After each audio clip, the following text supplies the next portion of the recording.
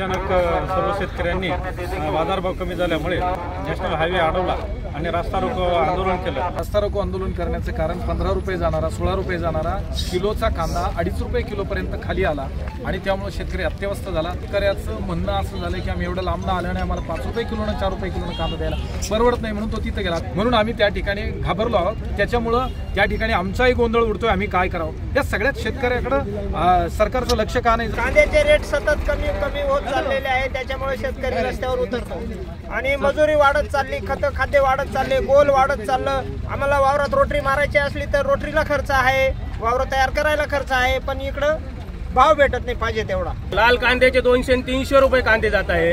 शेतकऱ्याच्या एक विर्याच्या गोणीचा किंवा खादीच्या गोणीचा 2000 रुपये भाव आहे। 300-350 रुपये मजुरी जाते एका लेबरची आणि ते 300 रुपये क्विंटलने जर कांदा गेला ते भाजप सरकारने नेऊन ठेवला कुठं महाराष्ट्र माझा किंवा माझा शेतकरी माझा।